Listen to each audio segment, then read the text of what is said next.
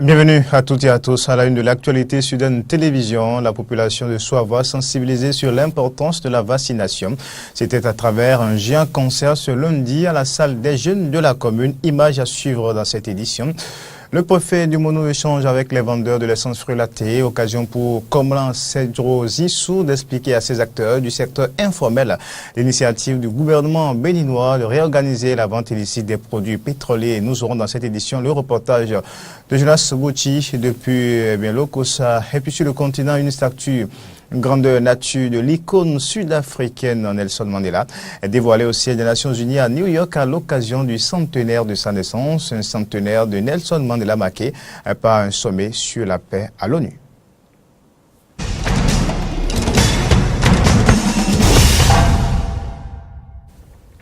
Encore une fois, bienvenue à toutes et à tous. La salle des jeunes de la commune de Soava a abrité ce lundi 24 septembre 2018 un géant concert de sensibilisation sur l'importance de la vaccination. L'objectif de cet événement est de mobiliser les populations de Soava pour la vaccination, une initiative du maire de la localité, Samson Oké, Fréjus Fiossi. L'initiative Vaccination décentralisée, IVD, est en marche dans la commune de Soava. L'un des meilleurs moyens de communication trouvés par les autorités de cette commune pour sensibiliser les populations sur l'importance de la vaccination est la chanson. C'est à cet effet qu'un géant concert a été organisé ce lundi 24 septembre 2018 dans la salle des jeunes de Soava. Un événement qui s'est déroulé en présence du maire de la commune et ses adjoints, des conseillers communaux, des agents de santé, des représentants des partenaires techniques et financiers et des populations massivement mobilisées pour la cause. Pour le président du cadre de concertation, premier adjoint au maire, Oussou André Toudjé, les objectifs sont atteints. Nous avons réuni les artistes qui ont décidé de faire un concert géant afin de chanter, puisque vous savez que le chant, c'est un moyen de communication très efficace. Surtout que nous sommes dans la commune de Soava où les gens aiment chanter, les gens aiment danser. Alors les artistes ont composé des chants qu'ils ont chantés aujourd'hui. C'est vrai que ce n'est pas une compétition en tant que telle. On ne peut pas dire tel artiste est premier et l'autre est dernier. Nous, notre objectif, c'est de faire en sorte que ces artistes puissent composer des chants et chanter sur la vaccination. C'est une joie pour nous parce que ce que nous attendons, disons que les objectifs sont atteints parce que nous avons pu réunir les artistes prévus, les populations sont venues et tout est très très bien passé.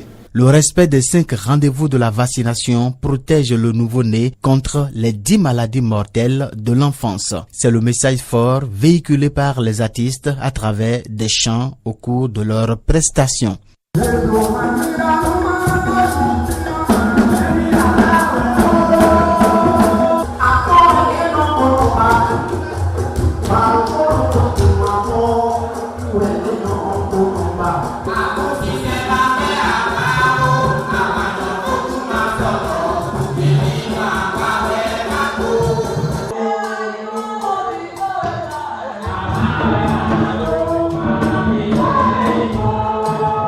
Très satisfait, le premier adjoint au maire, président du cadre de concertation, n'a pas caché ses impressions. Nos impressions sont très bonnes parce que nous avons atteint la cible. Les gens qu'on attendait, tout le monde était là. Malgré la chaleur dans la salle, les gens sont restés jusqu'à la fin. Donc c'est une très bonne impression.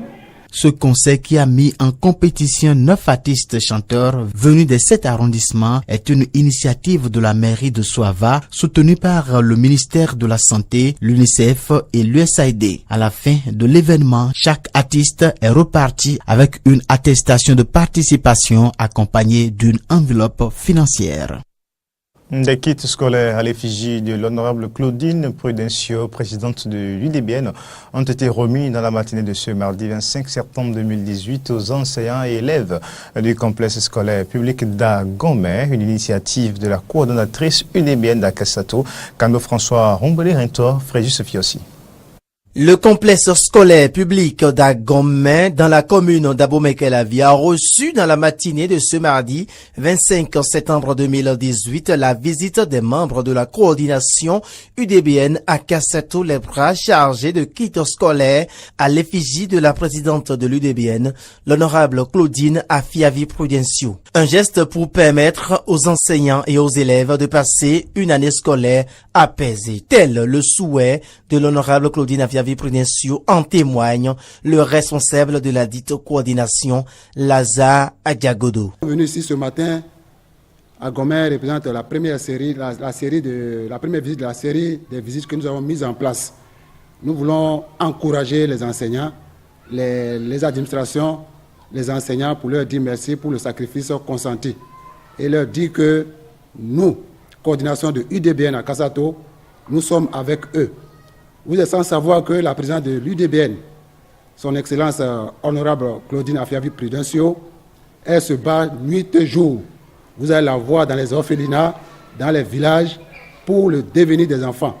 Enseignants et élèves bénéficiaires de ces kits scolaires s'en réjouissent à travers les voix respectives de Raoul Azayandi et de Ayana Kouéou. Je remercie la donatrice, la généreuse donatrice et Madame Claudine Afiavi Prudencio, voilà, la présidente du parti l'UDBN.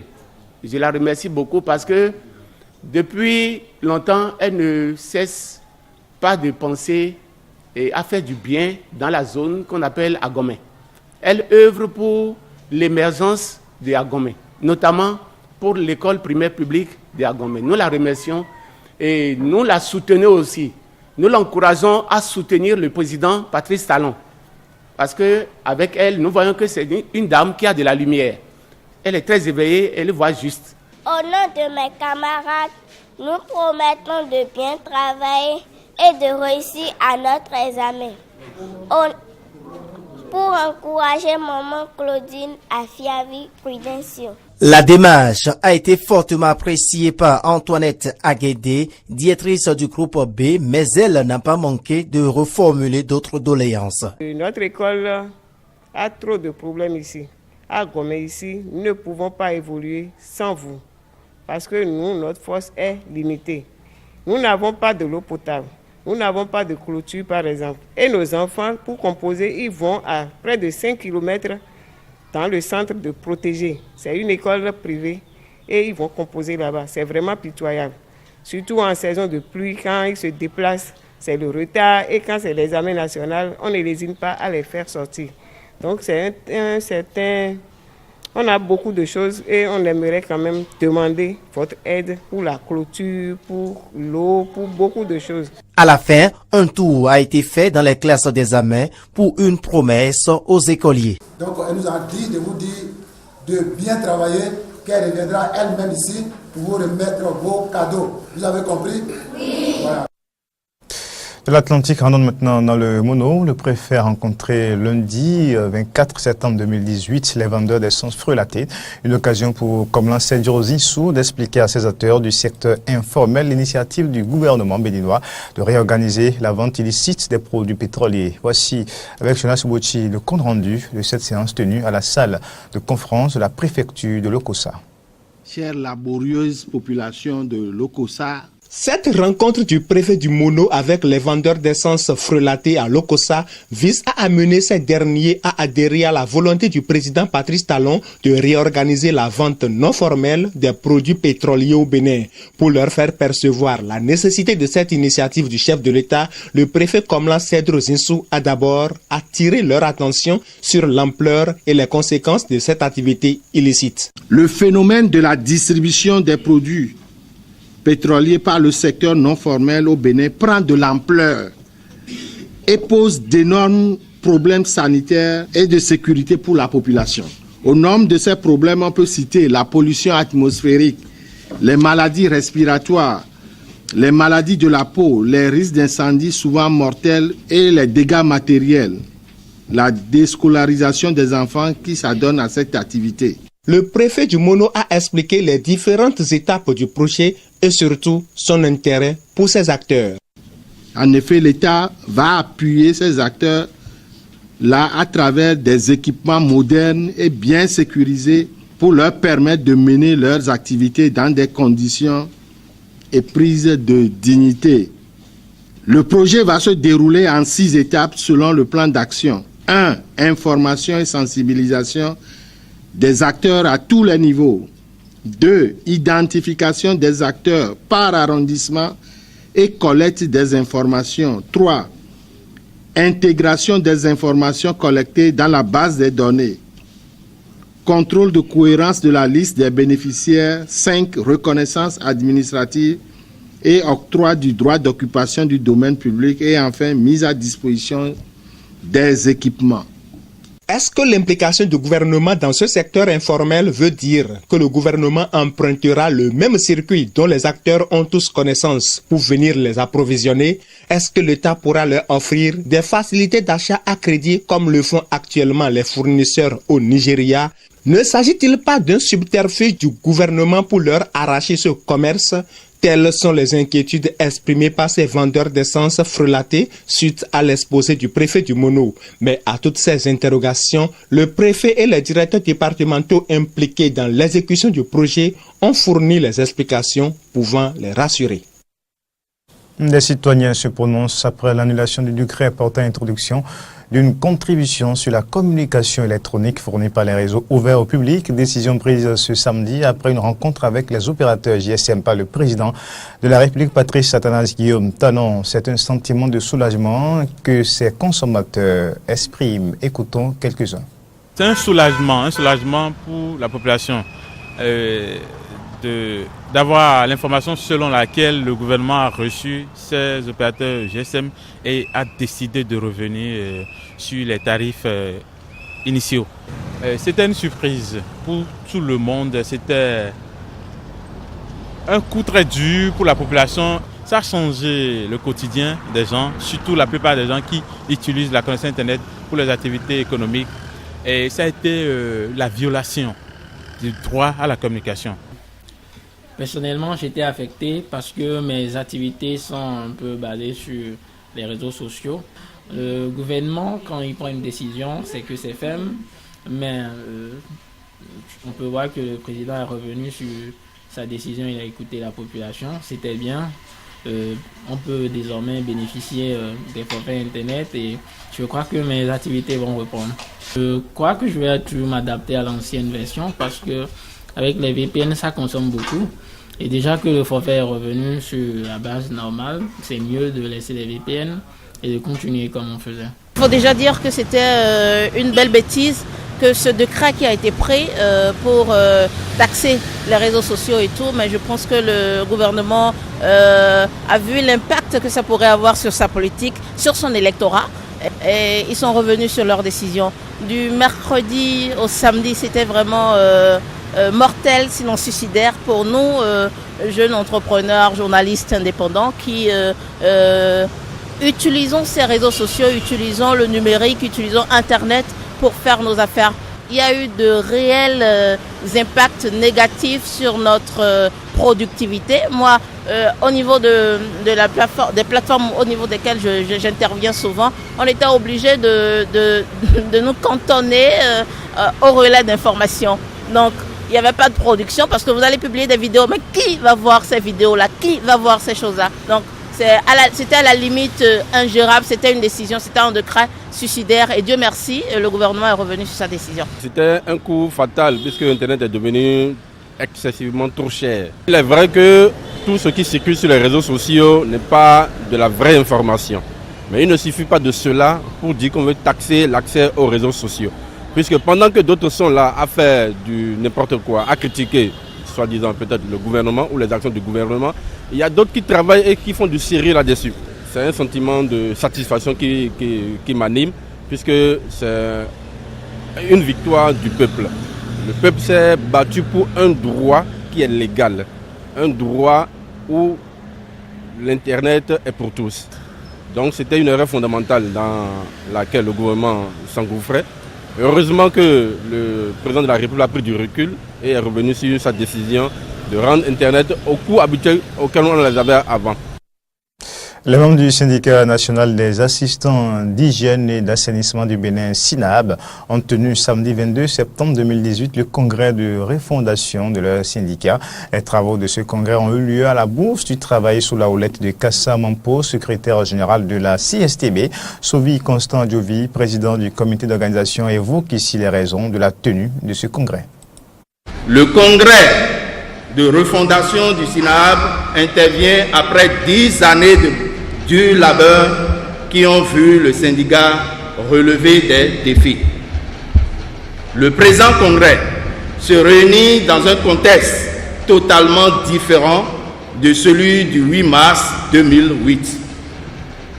Aujourd'hui, il est triste de constater le retrait du droit de grève au personnel de la santé. Les différentes réformes mises en place et qui ne tiennent pas compte de l'avis des acteurs. La nécessité de restructurer et de redynamiser le syndicat dans le sous-secteur de l'hygiène et de l'assainissement se fait ressentir avec acuité. Au vu des mépris affligés au sous-secteur avec pour seul objectif sa descente aux enfers par certains cadres. Les dossiers qui font l'actualité au niveau du sous-secteur ne semblent pas préoccuper certains acteurs. Le débat sur la suppression de la direction et les services départementaux de l'hygiène et de l'assainissement de base se fait avec des gens qui méconnaissent les réalités du sous-secteur et non avec le personnel d'hygiène censé mettre en œuvre ces réformes. Dans ce contexte, le personnel d'hygiène devrait innover à l'occasion de son congrès de refondation du syndicat. Nous avons mis près de 9 mois pour préparer ce congrès. Tous les acteurs ont été associés à la définition des innovations devant intervenir dans les statuts, le règlement intérieur et la plateforme revendicative. C'est pour cela que le comité préparatoire a voulu que le présent congrès de refondation se tienne sous le thème « Unité syndicale dans le sous-secteur de l'hygiène et de l'assainissement de base, quel défi pour le développement du sous-secteur ?» Le festival itinérant Talent Pur a connu son épilogue ce week-end. Ce rendez-vous culturel s'est déroulé dans la commune d'Abomey-Calavi et a pris fin par un grand spectacle qui a eu lieu sur l'esplanade de la mairie. Reportage Horacia Diodi, Fréjus Fiossi. Ces 2 mois qu'ont duré les vacances ont suffi au groupe Talent Pur pour parcourir les 9 arrondissements de la commune d'Abomey-Calavi afin de dénicher les meilleurs talents en danse contemporaine, moderne, traditionnelle et en interprétation. Un exercice qui est à sa 3e édition et dont l'objectif est de faire la promotion des jeunes artistes de la commune. Une initiative soutenue par le maire Georges Bada, représentée à la soirée par sa directrice de cabinet. Nourrit l'âme. Quand on chante à côté de toi, malgré tes soucis, tu es content. L'art doit, au lieu de passer par le vulgaire, nous éduquer à la morale. Et c'est ce qui se faisait du temps de nos anciens. Tout le monde veut chanter, mais chanter pour faire de la morale, chanter pour louer, chanter pour dire de bonnes choses, il n'est pas donné à tout le monde de le faire. Donc nos jeunes artistes, je les exhorte à cultiver l'art et le bon art. Un soutien reconnu par Talent Pur à travers une distinction du maire et de son conseil communal. Au cours de cette même soirée, l'artiste de la chanson Asikiwa a été distingué meilleur artiste de la commune d'Abomey-Calavi. C'est beaucoup d'honneur, ça me fait chaud au cœur. Je suis émue de cette distinction-là parce que il y a longtemps que je suis dans le métier. J'ai eu des distinctions, mais celle-ci, elle est particulière.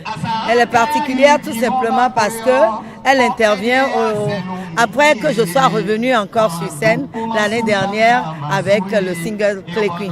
Alors je trouve que ça veut dire que je peux encore continuer, je peux encore rêver, je peux encore faire rêver mon public et je suis très très contente et je suis très émue. Pour le promoteur de Talenpu, Alphonse Yehoué, le pari est gagné. Il entend d'ailleurs apporter des innovations pour l'édition prochaine. Prochainement, ce qui va se passer, et nous sommes restés dans le monde de la danse.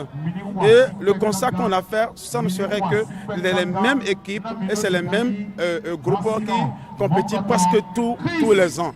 Maintenant, ce qui va se passer est que nous allons forcément aller dans le monde de showbiz général.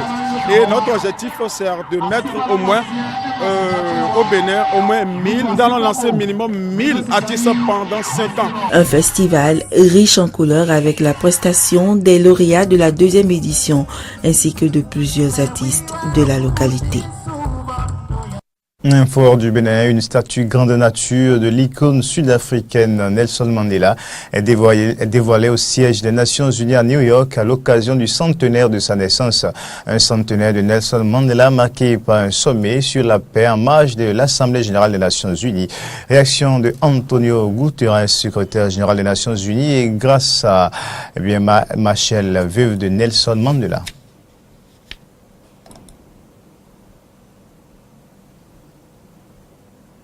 Nelson Mandela était l'un des plus grands dirigeants de l'humanité. Il incarnait les plus hautes valeurs des Nations Unies. Aujourd'hui, alors que les droits de l'homme font l'objet de pressions croissantes dans le monde entier, nous serions bien avisés de nous inspirer de cet homme exceptionnel qu'est Nelson Mandela. Nous devons affronter les forces qui nous menacent avec la sagesse, le courage et la force d'âme que Nelson Mandela a incarnée. Members of this esteemed chamber, Membres de cette honorable chambre, que ce sommet ne soit pas un autre sommet de déclaration. Une action courageuse et sans précédent doit suivre. Pour moi, célébrer Madiba, c'est œuvrer pour mettre fin à cette violence insensée en priorité de toute urgence. Le président des États-Unis, Donald Trump, salue le formidable président de la Corée du Nord, Kim Jong-un, et affirme qu'il va annoncer bientôt la tenue d'un second sommet avec son ancien ennemi lors d'une rencontre bilatérale avec son homologue sud-coréen, Moon Jae-in. Écoutons Donald Trump. Nous avons évidemment parlé de la Corée du Nord où nous faisons d'énormes progrès. Le président Kim est très ouvert et franchement formidable. Je pense qu'il veut voir quelque chose se passer.